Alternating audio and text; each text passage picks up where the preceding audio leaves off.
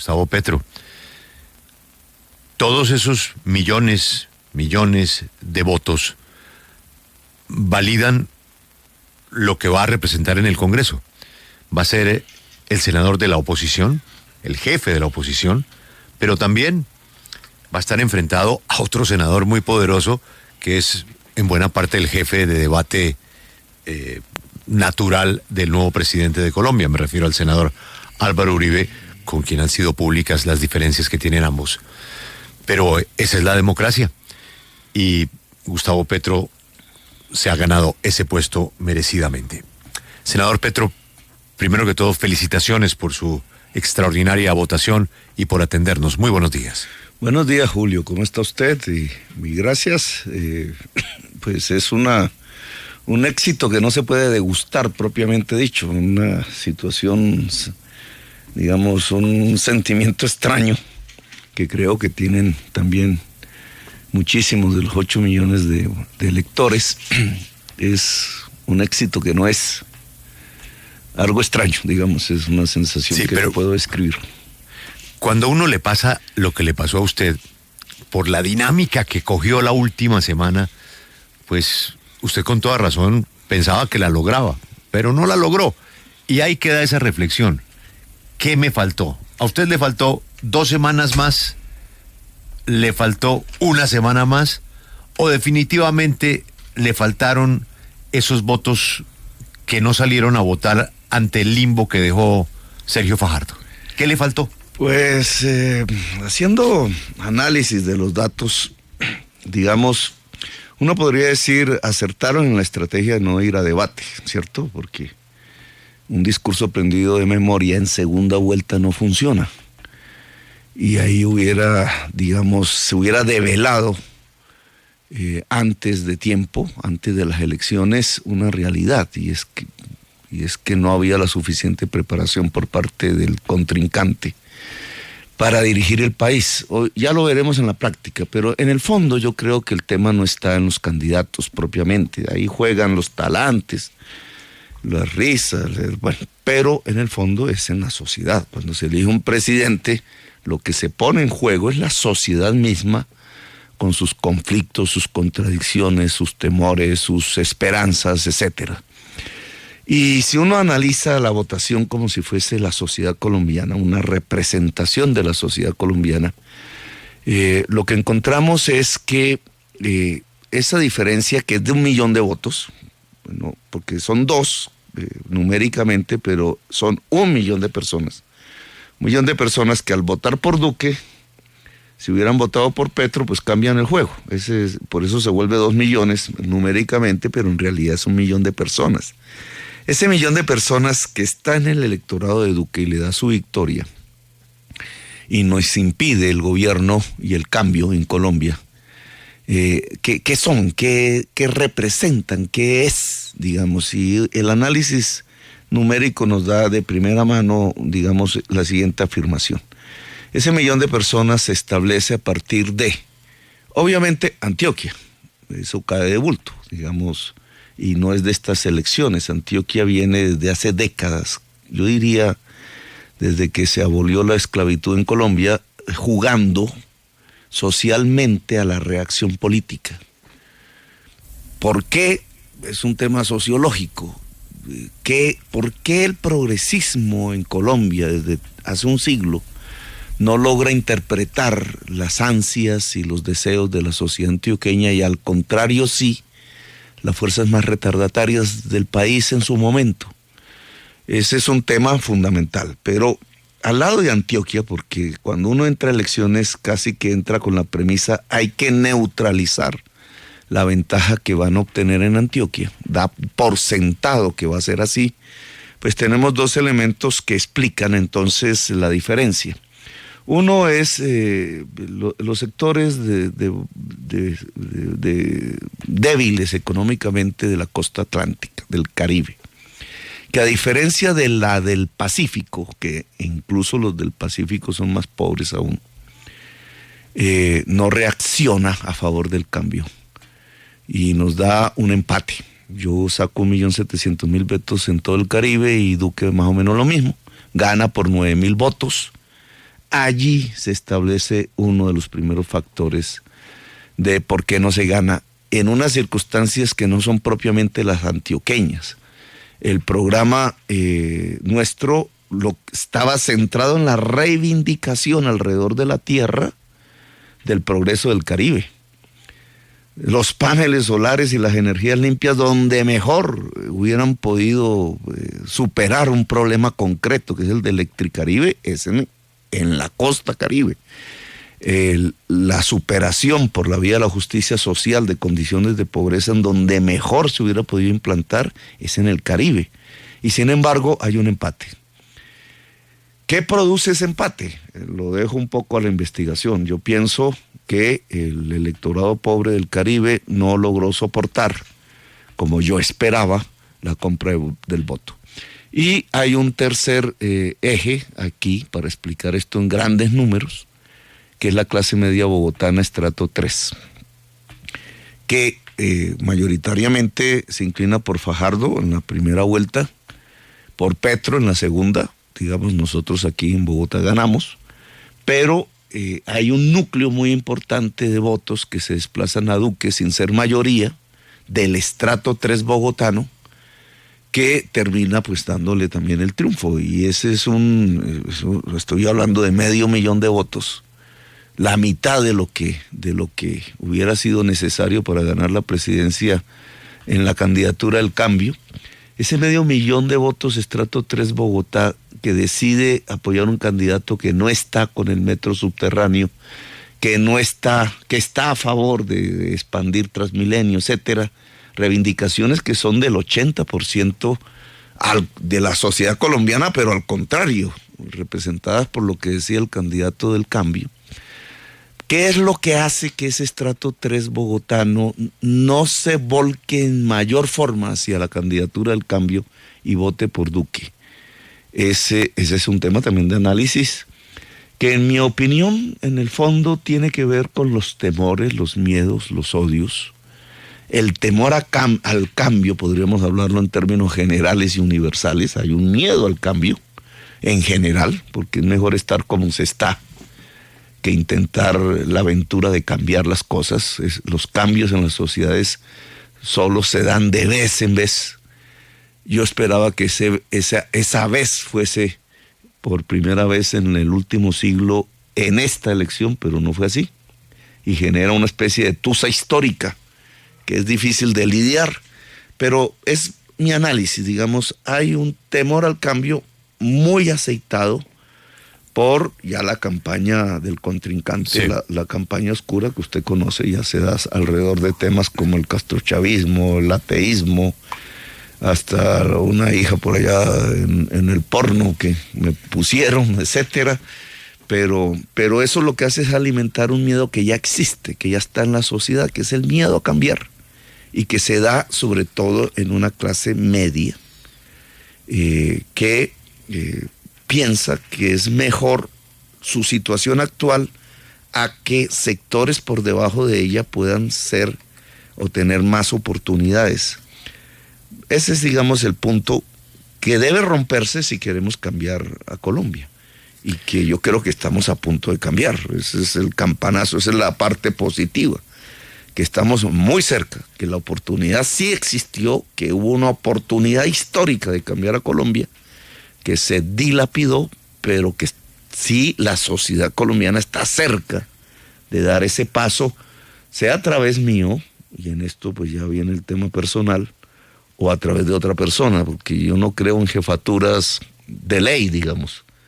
Cuando ustedes hablan de la jefatura de la oposición, estamos hablando de un artículo de un cambio constitucional que hubo recientemente, que ni conocía cuando me metí a la campaña, pero que a mí me parece un tanto ficticio. Los liderazgos no son de ley, los liderazgos son reales en una sociedad. No dependen de la ley, de la norma, no dependen de que un artículo diga usted es el jefe. Las jefaturas, más bien los liderazgos sociales, el liderazgo en una oposición al gobierno de Duque, pues va a depender es de la influencia sobre la sociedad colombiana, no de la ley. Pero el CASE suyo llega con 8 millones de votos, ¿no? Que sí, es distinto al de cualquier competidor suyo que pretenda lo mismo. Pero mire, yo quiero recoger una palabra que usted acaba de mencionar, el temor, el miedo. Petro producía miedo en unos sectores de la sociedad. No le produjo miedo a los jóvenes, a los inconformes, a los pobres. Esos no le tenían miedo a usted. Pero había unos sectores de la sociedad que tenían miedo. Y esta pregunta se la quiero hacer para que tenga total sinceridad, y si me quiere criticar o quiere criticar a la emisora, siéntase con toda confianza. Ese miedo, ¿usted lo sintió reflejado en el trato que le dimos a usted los medios de comunicación? ¿A usted cómo lo trataron los medios? A ver, Julio, usted sabe que yo tengo un debate con los medios desde que fui alcalde, porque antes de ser alcalde no había visto el problema. Digamos, en mis debates con la parapolítica en el Congreso hace 8 años, 10 años, cuando era senador, lo que yo sentía de los medios era una tendencia a no decir las cosas. Alguna vez lo debatí con usted hace tiempos, en medio de esos debates. ¿Por qué yo soy el que hago los debates y no fueron los medios antes? Que debían haber descubierto muchas de las cosas que yo estaba denunciando en ese momento. Eso pasó porque al final pues fue un proceso en la Corte Suprema y ya se volvió un eje de la política colombiana con incidencias hasta el día de hoy. El hecho de que el poder político tradicional está ligado profundamente al narcotráfico y a algo peor, al genocidio en Colombia, a la masacre. La única manera como ese tipo de poder político no ha caído en Colombia es haciéndole ver a una parte de la población cada vez menos que esas masacres no existieron, que son una mentira hecha por una oposición que estaba ligada a las FARC.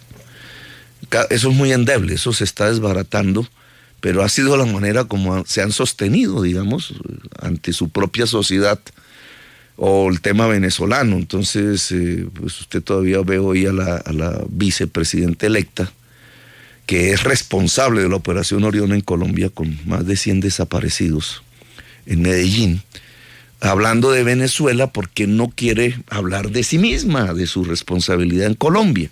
Entonces Venezuela se les vuelve como el mecanismo que les permite ocultar su propia realidad, que en muchos términos es mucho más dantesca, mucho más sanguinaria, digamos. Pero este tema de los medios, en mi alcaldía, ¿qué es lo que yo pienso? Los medios de comunicación en el mundo se han trasladado cada vez más hacia grandes poderes económicos, se los han comprado, digamos, son los poderes económicos los dueños de los principales medios de comunicación del mundo. Es un tema universal. Eso ha eliminado algo que está en la base misma del medio de comunicación, que es una tesis norteamericana revolucionaria cuando ellos hacen su estado, y es que el medio debe ser independiente al poder.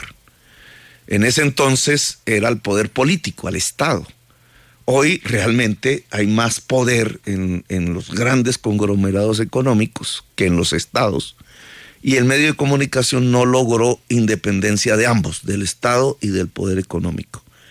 Cuando un candidato como yo propone cambios, pues los primeros que se alertan no es la ciudadana del salón de belleza, a la cual le dicen, oiga, su saloncito de belleza se lo va a expropiar Petro, mentirosamente, pero la señora lo cree, sino que es el gran dueño del conglomerado el que se pone alerta.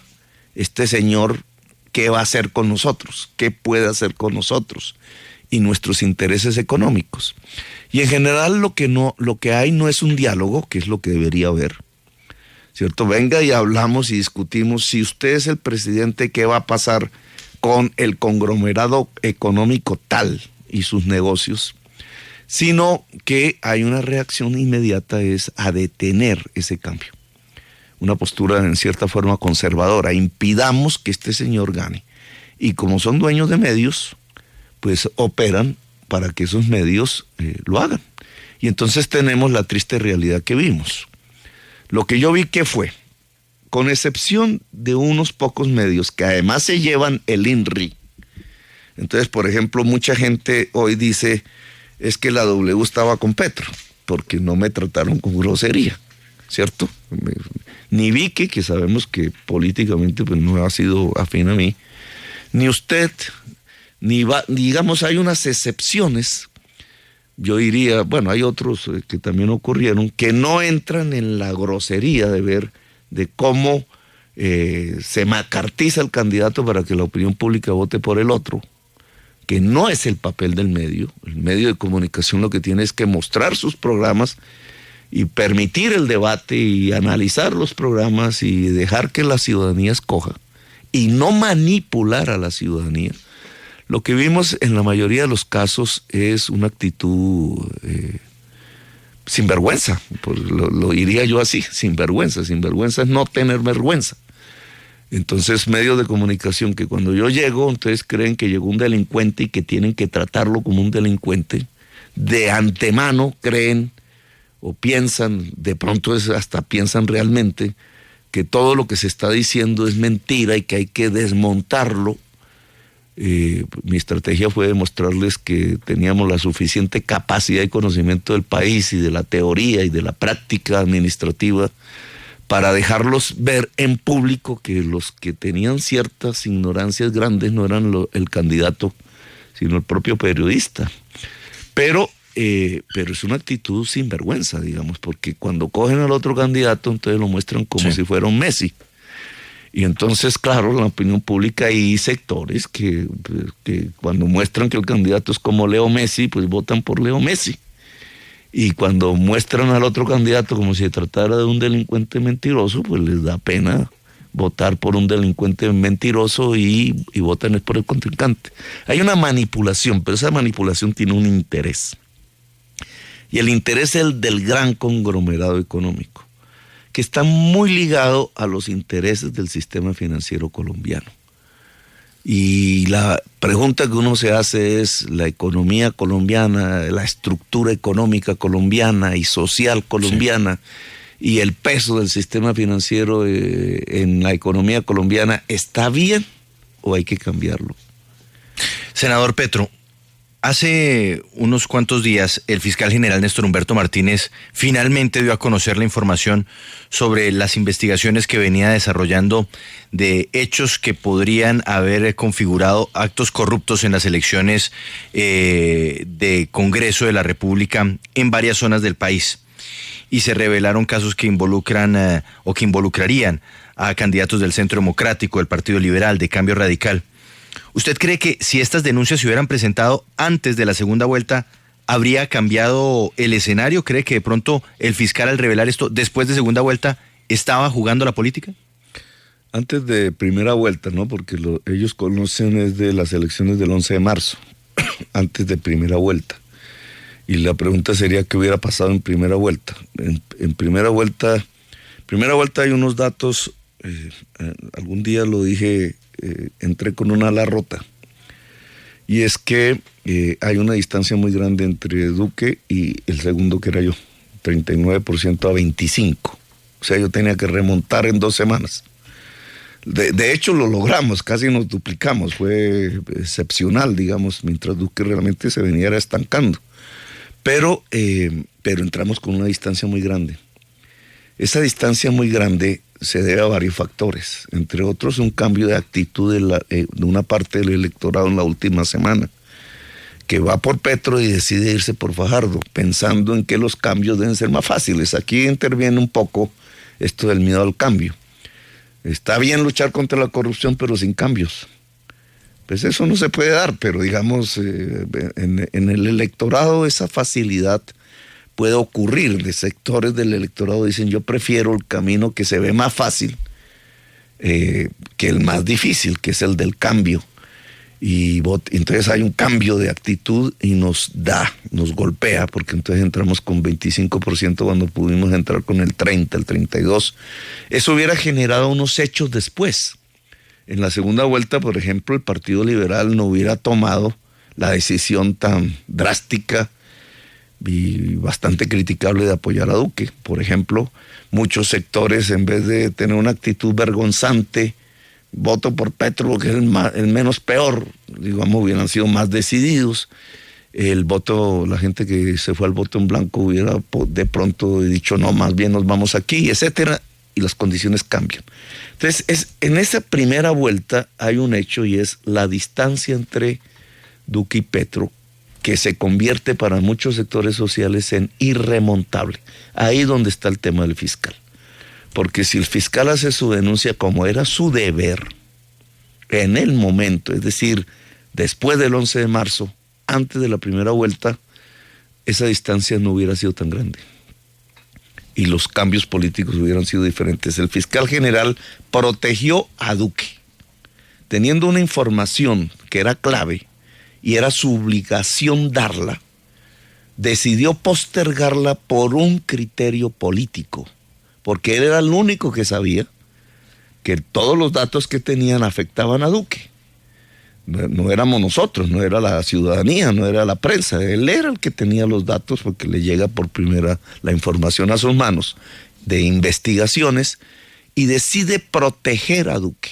Hay un pacto político con Duque, de facto, del fiscal general, y permite que sea presidente. Eso tendrá ahora unas repercusiones en lo que está por venir, pero es la realidad. El fiscal general le oculta a la sociedad colombiana el que en la campaña de Duque se han cometido delitos por proteger a Duque y permitir que sea presidente. Algo parecido sucedió, recuerdo yo, cuando Pastrana y sus narcocasetes. Bueno, era diferente, Pastrana era un contrincante, Pastrana tuvo las dudas de si hacerlo público en campaña o no campaña. Cuando se hacen públicos, yo no recuerdo bien si fue antes de las elecciones o después, creo que fue después. O sea, ya cuando, claro, todo el mundo dijo, pero Pastrana, ¿por qué hizo eso? ¿Por qué protege? Bueno, el total mete al gobierno que sigue, Samper, en una crisis de la cual nunca se recuperó, ni el país tampoco. Pero ¿por qué no lo hizo cuando la gente tenía que decidir?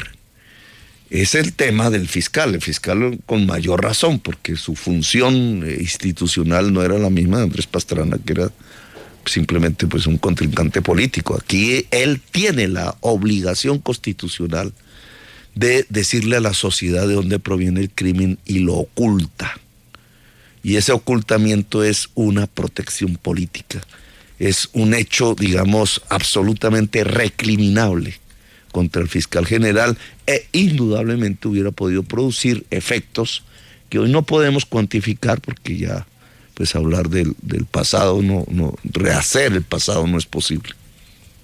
Usted en las respuestas que nos ha dado, doctor Gustavo Petro, ha dicho que el liderazgo no es legal, o sea, no es jurídico, sino que el liderazgo lo da el apoyo de los colombianos y de la ciudadanía.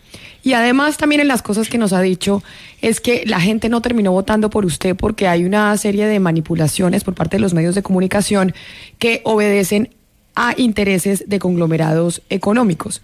Pero entonces ese análisis sería desconocer que hay una facción importante de los colombianos que apoya a un líder, que es Álvaro Uribe Vélez, y que entonces, según el análisis que usted ha venido haciendo en esta entrevista, en estas dos primeras preguntas, quiere decir que el verdadero líder y el real hoy en día en Colombia y quien ostenta el poder es él y no el presidente. A ver, Camila, si dices varias cosas que me toca aclarar.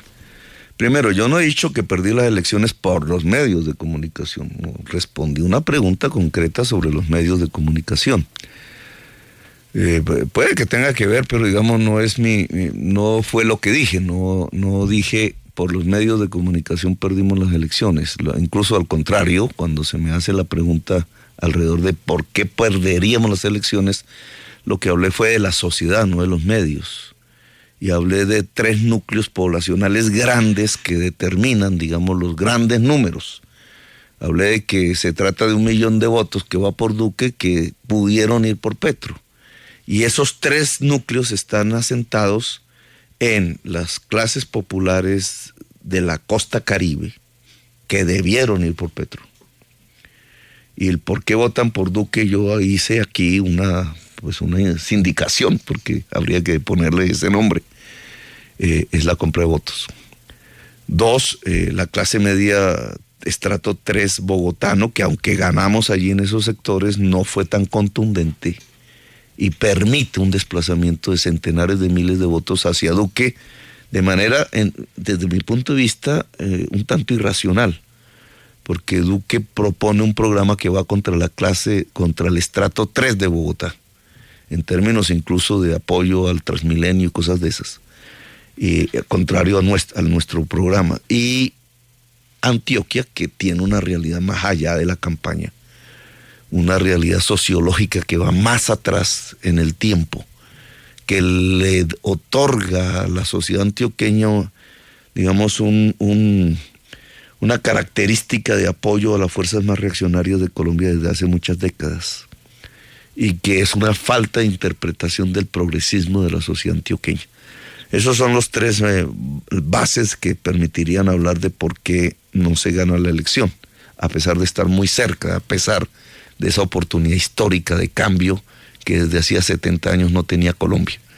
Ahora, tú hablas ya en tu segunda parte de la pregunta sobre el tema del liderazgo, etcétera. Pues sobre la base de lo que yo estoy diciendo, de la estructura social, se crea otro liderazgo. En esa sociedad antioqueña en general, no diría en la costa Caribe, porque la compra de votos no es un liderazgo, es una ficción, digamos, desde el punto de vista de liderazgos. Y en la estrato 3 bogotano, sí, digamos, hay un liderazgo de Uribe, que no de Duque. El liderazgo de Duque está por construirse y depende del mismo. Y dejémoslo en puntos suspensivos. Yo tengo mis apreciaciones personales por lo que vi de Duque en los debates, lo que conocí de él, porque yo no lo conocía antes, solo a través de esta campaña, y sobre todo, y es lo que más dudas me genera, de su comportamiento después de que es elegido. Pero indudablemente hay un liderazgo de Uribe declinando, pero muy fuerte sobre la sociedad antioqueña. Él logra interpretar los deseos de anacronismo y de mantener el anacronismo político en Colombia. Lo logra interpretar, pues él mismo. Él era liberal cuando joven, incluso creo que era samperista, pues, de lo que he estudiado de él. Es decir, tenía una manera de pensar muy diferente a la que tiene hoy. Pero él se da cuenta, sobre todo por el odio creciente de la sociedad contra las FARC, que puede interpretar los deseos más anacrónicos de la sociedad colombiana, y que esos deseos anacrónicos significa fuera de lugar, no contemporáneos, significa una sociedad que quiere vivir en el pasado. Él logra entender que esos son mayoritarios, y por eso se vuelve presidente de Colombia y lo reeligen. Y hubieran podido reelegirlo de nuevo. Y aún hoy sigue determinando la política colombiana, sigue apostando a que esa fuerza anacrónica es mayoritaria, y de hecho es mayoritaria. Lo que pasa es que ha declinado, ¿no? Yo saqué más votos que Uribe. Esa es la realidad hoy. Yo saqué más votos que Uribe. Significa que ya el único líder que existe en Colombia no se llama Uribe. Hay otros. Mi liderazgo es un poco más colectivo, está pensado de otra manera. Está pensado de manera progresista. Es decir, no me creo dueño de ese electorado, y creo que si las circunstancias lo indican en el futuro, pues otras muchas personas podrían ser y lograr sobre esa base que alcanzamos hoy, pues los éxitos que no pudimos nosotros. O puede que sea yo, pero no estamos amarrados, digamos, enfermizamente a que tenemos que ser un líder reconocido permanentemente. Todo depende de la interpretación que hagamos del mundo, de la realidad contemporánea, de la misma sociedad colombiana hoy. Doctor Petro, usted ahora nos hablaba sobre los miedos en los votantes y yo quisiera saber si de pronto usted reconoce que parte de esos miedos pudieron llegar desde su discurso, y le pongo el ejemplo de la constituyente. Usted en primera vuelta hablaba de la constituyente, ya en segunda vuelta se comprometió cuando recibe el apoyo de Mocus y de Claudia López a no hacer una constituyente, pero la gente decía, él va a cambiar de opinión. Entonces, quisiera saber si usted reconoce que tal vez hubo equivocaciones en su discurso que infundaran el miedo en los votantes y que no solo viniera pues de la contraparte. Sí, pero no es primera vuelta, ¿no? Yo hablo de la constituyente, y usted lo puede constatar, frente al plebiscito de la paz. Es ahí donde yo me pronuncio públicamente, porque siempre consideré que, primero, que el acuerdo de paz con la FARC no era de paz, era acabar una guerra. Eso lo he explicado varias veces. La paz es un concepto mucho más grande, que implica reformas de la sociedad, no de las FARC, o del ejército, o de los que estuvieron enfrentados, digamos, de los actores violentos. No, la paz, para que sea permanente, definitiva, digamos, como conquista social, implica unas reformas de la sociedad. Y en esas reformas, ese fue el contenido de mi programa de gobierno, pues tiene que ver el tema de educación fundamentalmente, que ya Duque dejó de hablar del tema, ¿no? El Duque está hablando desde la hoja de coca y de su política bastante débil desde el punto de vista económico, de pensar que quitando unos gasticos puede bajarle impuestos a los más poderosos y que así crece el empleo. Esa es la extrema derecha gringa, y esa tesis económica en ninguna parte ha funcionado. Entonces es muy débil económicamente, pero ya dejó de hablar de lo importante, que sí habló en el debate porque nosotros estábamos poniendo la agenda, la educación, por ejemplo.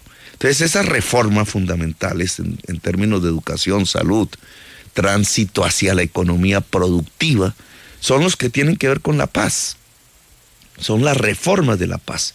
Y entonces cuando Santos nos presenta el plebiscito y el acuerdo pues firmado con las FARC, que no habla de estos temas, yo digo públicamente, primero, esa es una paz pequeña, es un acuerdo para acabar una guerra, yo apoyo eso, porque acabar una guerra siempre es importante, pero no es la paz grande demanda unas reformas, y ahí digo, esas reformas va a tocar hacerlas por una constituyente, porque el Congreso de Colombia, el que está terminando hoy, no es capaz. Pues de hecho, el Congreso de Colombia no ha sido capaz, no fue capaz ni siquiera del acuerdo con la FARC, la JEP, que es la medida más importante de ese acuerdo, que no tiene que ver con la FARC, tiene que ver con la reconciliación de Colombia. No fue capaz, digamos, y creo que el plebiscito fue un error, y que el gobierno de Santos debió haberse enmarcado en un proceso de reformas sociales más audaces vía una constituyente. Eso fue lo que dije antes, obviamente repercute en la campaña, pero en la campaña, en el 11 de marzo, antes de la primera vuelta, se da un dato, y es que el Congreso elegido es diferente. Tenía una potencialidad diferente, ya no va a ser así. Digamos, el hecho de que tengamos una bancada del 27% en el Senado alternativa, la más grande, todas de fuerzas que apoyaron a Petro, que hubiéramos podido acercar el partido de la U y el liberal, que da una mayoría absoluta en temas que tienen que ver con la paz, sin necesidad de canjear por corrupción el voto del Congreso, hubiéramos podido hacer las reformas vía Congreso.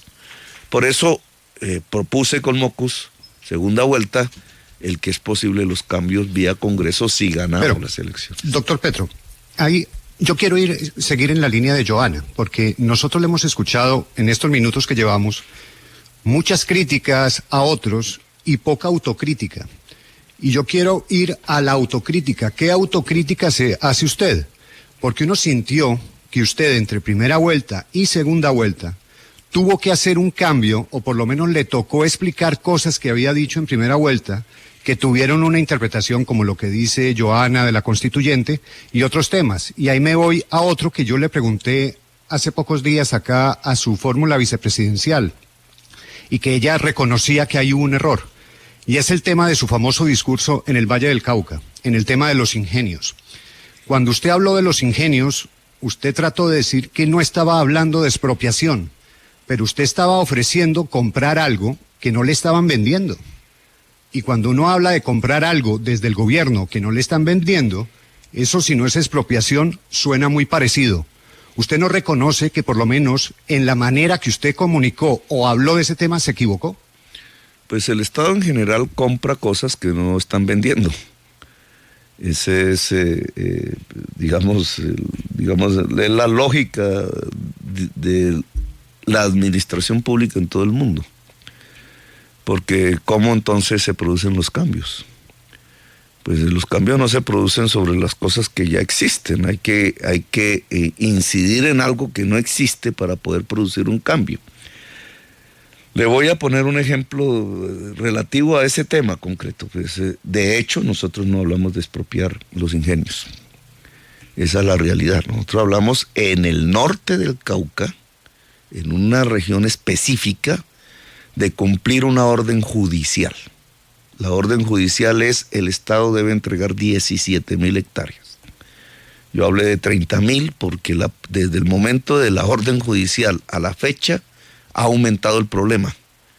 El problema es una olla a presión étnica que está traduciéndose en violencia armada y que tiene un impacto, entre otras cosas, en los cultivos de hoja de coca del Pacífico en el occidente. Fíjese usted que la propuesta allí en el occidente de Colombia no produce un rechazo, digamos, de la campaña. Allí ganamos. No solamente en el municipio, en todo el occidente de Colombia, en donde están los cultivos de caña de azúcar, en todo. Ganamos electoralmente. Lo que sí hay es una interpretación de eso afuera del occidente, donde no se conoce tanto el problema.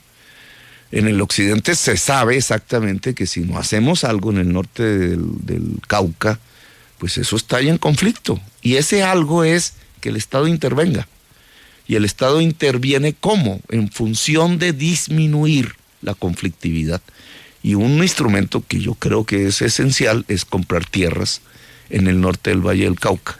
Eso lo entiendo, y eso fue lo que usted trató de explicar en segunda vuelta. Sí. Pero le insisto en algo que no escucho. Yo sigo sin escucharle a usted una sola autocrítica. Entonces me habla usted ya no del término puntual, sino del conjunto. No, porque hace parte de eso que le tocó explicar en segunda que no quedó claro en primera. Y por eso le insisto, pero no le escucho autocrítica. Pero es que es importante explicar siempre. La campaña se basó sobre el argumento y el programa. Pero ahora veamos las fallas y volvemos entonces a la primera parte de la entrevista. El progresismo, y eso viene, y lo dije públicamente en el año 2015 en las elecciones de Bogotá. Una vez dejé de ser alcalde porque no podía hablar de política. Le está faltando una interpretación de los sectores medios de Colombia. Interpretar los sectores medios de Colombia, las clases medias, llamémoslo así, no puede ser aceptar el anacronismo, aceptar el atraso, digamos, el discurso de los otros. El discurso de los otros se construye sobre la base del odio y del miedo, es que le van a expropiar. No. Es cómo lograr explicarle a la sociedad colombiana que lo que queremos es que la sociedad colombiana en general sea de clases medias. Y cómo construir una agenda de la clase media en el siglo XXI. Ahí hay una falla. Y es una falla que yo llamo de interpretación. Como esto no lo pudimos transmitir ni pensar adecuadamente a los sectores de clase media en Colombia, pues los sectores de clase media en Colombia le dieron el triunfo a las fuerzas más retardatarias de Colombia. Y esa es una falla que no está en el sector medio, este es un tema a analizar más, sino que está en lo que le propone el progresismo a la clase media colombiana. A la antioqueña, mucho más duramente, porque en la antioqueña hay pues unos acumulados históricos de apoyo al atraso. Pero, por ejemplo, en la bogotana, que era viable, digamos, objetivamente era viable, o a la del Caribe. En la del Caribe tenemos otro problema que es de autocrítica. Yo soy del Caribe es la primera vez desde los tiempos de Rafael Núñez que el Caribe hubiera podido tener un presidente. Fíjese lo que pasa en Antioquia respecto a Duque desde el punto de vista del regionalismo. Sin Duque haber nacido en Antioquia, su simple arraigo, digamos, por su papá, etcétera, lleva a mucho antioqueño al voto por Duque, porque es antioqueño, lo reconocen como antioqueño y saben qué significa una persona pues afín a Antioquia en el gobierno nacional. Ellos no son tontos en eso. El Caribe, por primera vez desde hace, ¿qué?, como un siglo más, siglo y medio ya casi, no tenía un presidente. Aquí tuvo la oportunidad. Un presidente que hubiera percibido, que conoce, que sabe de la cultura caribeña, de la problemática caribeña, con una visión moderna y emancipadora. Y el Caribe no reacciona. Al contrario de Antioquia, pues si el Caribe hubiera reaccionado, en el Caribe hubiéramos tenido 2,5 millones de votos y Duque 500,000, 700,000 y el resultado era diferente. Si el Caribe reacciona como Antioquia, el presidente es otro. Entonces, ¿quién es el culpable de eso? El culpable de eso es Petro, porque no logra, a pesar de mi esfuerzo, no logró ser más fuerte en el elector pobre, campesino, de provincia del Caribe, de los sures del Caribe, allá de la depresión momposina, del sur de Sucre, del sur de Bolívar y del Magdalena o del Cesar. El caso del Cesar incluso es más dramático, porque es donde se está haciendo el fracking, precisamente donde hoy se está haciendo el fracking. No logró ser lo suficientemente poderoso para que ese pobre no venda el voto, y vendió el voto. Y por eso no ganamos la presidencia de Colombia. Porque uno pues, no podría echarle la culpa a Antioquia. Pues Antioquia de todas maneras responde a unas realidades históricas y regionales que yo no podía interpretar. Yo digamos, mi falta de liderazgo en el pueblo pobre del Caribe, en donde el billete fue más poderoso que Petro. Doctor Petro, ya vienen las elecciones regionales, alcaldías y gobernaciones y usted tiene pues un respaldo de 8 millones de votantes, un poco más. ¿Cuál va a ser la estrategia con la que ustedes van a llegar? ¿Van a seguir aliados con Mocus, Claudia López, o ustedes se van solos con el movimiento político que ya tienen? Es mi deseo, ¿no? Mi deseo es... Porque usted sabe que en esa configuración de los 8 millones de votos que al final alcanzamos, pues hay una diversidad política que se fue construyendo paso a paso. Yo entré a la campaña pensando que no iba a ser el candidato presidencial. Yo entré a la campaña pensando que había que hacer valorar un programa progresista para que en una consulta que pensaba me iba a ganar otro candidato o candidata, se pudiera hacer parte de un programa de gobierno. Esa fue mi idea inicial. Y por eso entré proponiendo siempre consultas abiertas. Yo creo que tenía la razón. Me hablan de autocrítica, a veces me hablan de arrogancia, pero yo creo que ese camino hubiera generado la presidencia de Colombia. Pero no fue aceptado. Y solo poco a poco y en un gran esfuerzo se fue atrayendo fuerzas diferentes hacia finalmente un gran bloque político que logró 8 millones de votos. Ese bloque político, en mi opinión, hay que mantenerlo. Pero la misma reticencia que existió para conformarlo, ahora existe para sostenerlo, ¿cierto? Porque de nuevo estalla pues las mismas razones por las cuales se decía que no a hacer la gran consulta de fuerzas alternativas de Colombia. El miedo de los liberales, el miedo al cambio, en mi opinión. El miedo del Partido Liberal a ser lo que había sido en el siglo XX y XIX, una fuerza de cambio. O más en fuerzas más contemporáneas, diferentes a los liberales, sí, el temor a aceptar un programa de transformaciones en Colombia. Y ese temor a veces es más grande y lleva a no juntarse. Y aquí es importante juntarse. Pero nosotros mantenemos la misma tesis, es juntarse alrededor de cambios reales. Colombia necesita cambios reales. Y ese programa ahora pasa a las alcaldías, a lo local, al poder local. Queremos alcaldes alternativos, alcaldesas alternativas que provoquen cambios reales. ¿En qué? En que el sistema público de educación se fortalezca, que lo puede hacer un alcalde con menos recursos que un presidente, pero lo puede hacer. En que se construya un sistema de cuidado de la primera infancia, que también con menos recursos, pero lo puede hacer un alcalde. En que se transite a energías limpias, que lo puede agenciar también un alcalde. En que se pase a transportes eléctricos. En las grandes ciudades es posible, desde las alcaldías. En que se pase a una matriz de energías limpias.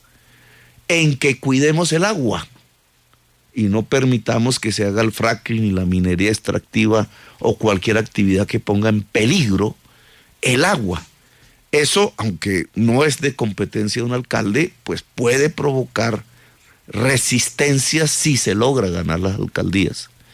Y allí hay un programa ya local, más las diferencias en cada municipio, y esos programas deberían ser producto de una gran confluencia política alternativa en cada municipio.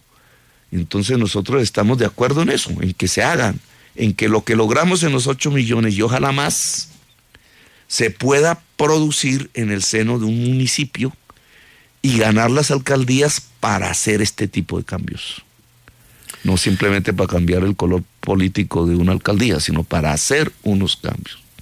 Senador, usted habló de lo embolatada que está la famosa JEP, la Justicia Especial para la Paz. Esta es la última pregunta porque es noticia del día. Ahora le apareció, después de que se aceptaron varias propuestas del Centro Democrático, le apareció una que resulta muy difícil de cumplir y que tocaría modificar otra vez la Constitución, lo cual pues todavía está en veremos de la opinión de la Corte. Pero la propuesta, yo quiero saber usted qué piensa de ella, que es crear, bueno, primero no sabemos si aplazan o no aplazan la reglamentación, momento en el cual la JEP se autorreglamenta, lo cual es un peligro absoluto. Y lo otro es crear una sala especial para el juzgamiento de militares, porque los jueces de hoy no le inspiran confianza a la bancada del presidente. ¿Cuál es su opinión para tratar de resolver lo antes posible el tema de la JEP? Sí, la bancada del presidente es Uribe.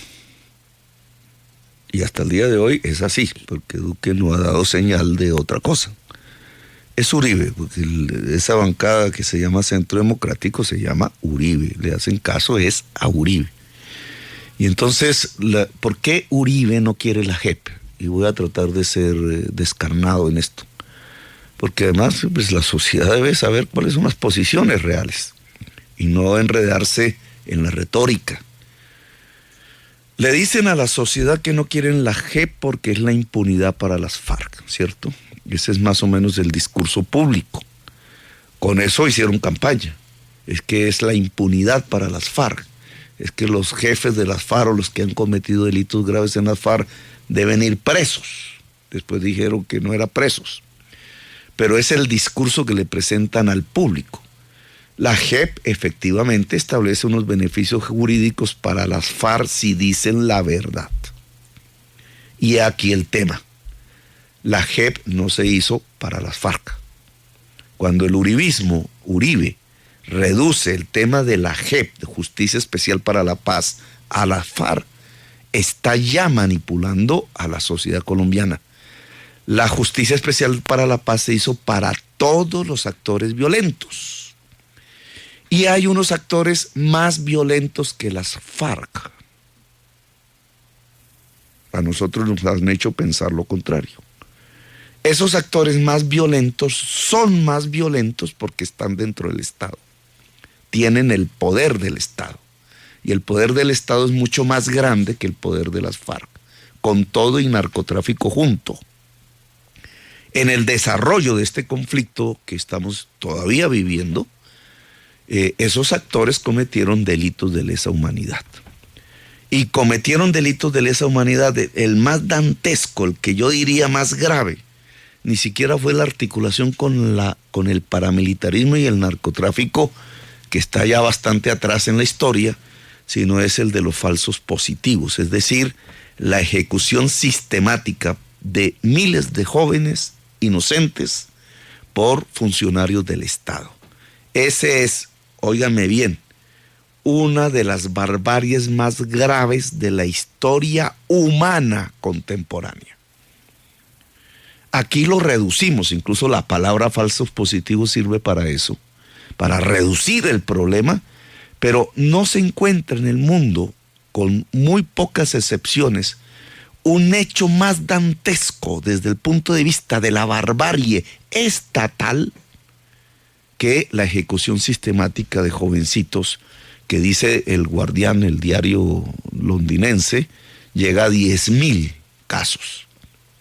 Nosotros hemos hablado de 3.000, 4.000, cualquiera que sea el número, entre 3.000 y 10.000, estamos hablando de un delito de lesa humanidad profundo, coger jovencitos y fusilarlos para hacerlos ver como guerrilleros y presentarlos como bajas de guerrillas y paramilitares cuando eran realmente ciudadanos del común y corriente de los barrios populares.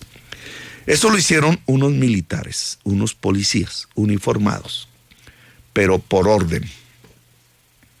Y esa orden tiene toda, yo hice ese debate, Julio. Recuerdo que es la resolución 029 del Ministerio de Defensa que premia a los militares por número de bajas. Y eso determina, desencadena los mal llamados falsos positivos, la ejecución sistemática de miles de jóvenes civiles por parte del Estado. Y ese hecho que está ahí en nuestra historia reciente y que tiene un responsable político central, se llama Álvaro Uribe Vélez, y que tiene una ministra de Defensa, entre otras cosas, en parte responsable, que es la actual vicepresidenta electa de la República.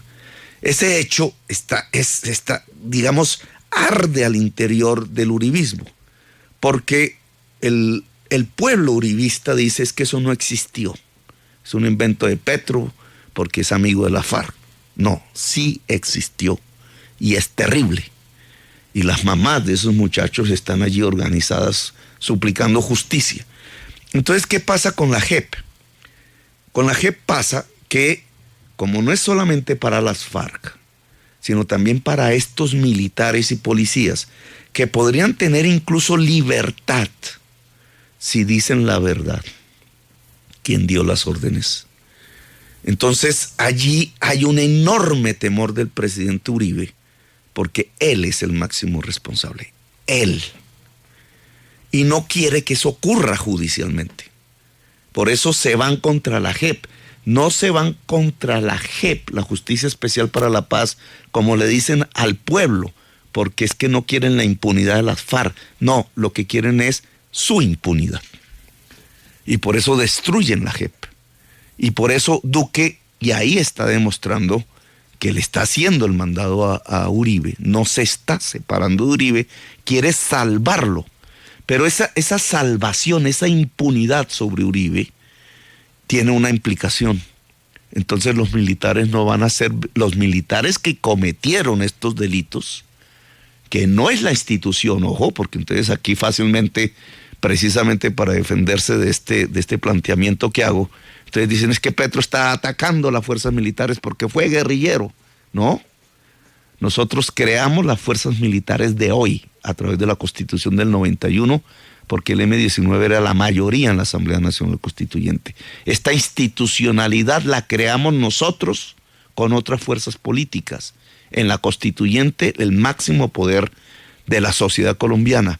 No es porque seamos enemigos de las fuerzas militares, al contrario, es porque las queremos, que creemos que esos militares que por órdenes incurrieron en delitos de lesa humanidad terribles, puedan tener un beneficio jurídico a través de la Justicia Especial para la Paz y gozar de su libertad.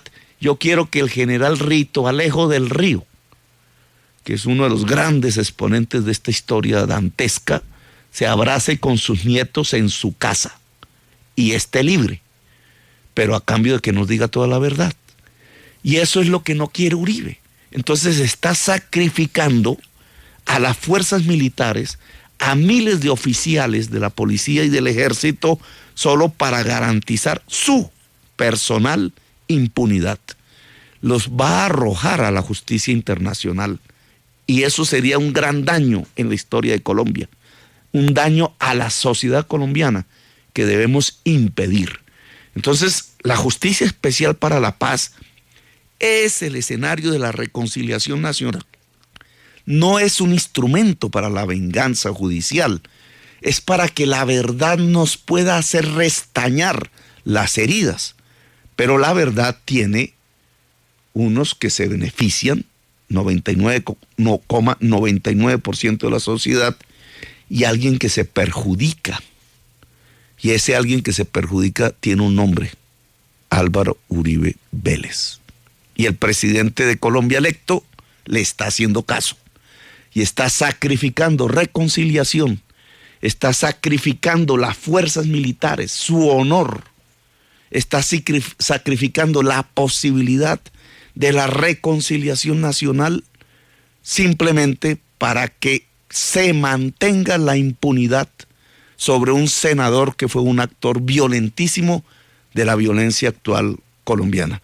Habrá aquí gentes que me digan: es que Petro no tiene la autoridad moral para hablar de eso porque fue violento. No maté a nadie y por eso tengo la autoridad moral para decirlo. Duque se equivoca profundamente al sacrificar a los militares solo para defender la impunidad de un senador de la República con nombre propio, Álvaro Uribe Vélez. Senador Gustavo Petro, muchas gracias por su tiempo, sus explicaciones después de la jornada electoral, en donde 8 millones de personas, más de 8 millones de personas le acompañaron, y ahora pues usted les va a representar en el Congreso de la República, donde tiene ya su curul esperándole. Ojalá que le vaya muy bien al presidente Duque. Ojalá que el control político, que los debates que usted, estoy seguro, va a organizar, como ya nos acostumbró en el pasado, pues le sirvan al país, porque yo creo que tanto usted como todos los que votaron por usted, pues sueñan con una Colombia mejor. Y esa Colombia mejor depende de quién la esté orientando. Muchas gracias por atendernos y pues en el Congreso nos vemos. Bueno, Julio, ahí estaremos siempre dispuestos a atender sus interrogantes y sus inquietudes en estos años que están por venir. Es Gustavo Petro en la W. En segundos, Marisabel. Julio, me reporto otra vez desde el helicóptero de la W. Esto sí es una noticia mundial. Estoy viendo Arena Bogotá y aquí cabemos todos. Mi mamá, mi novia, sus hijas, sus nietas. Mejor dicho, Arena Bogotá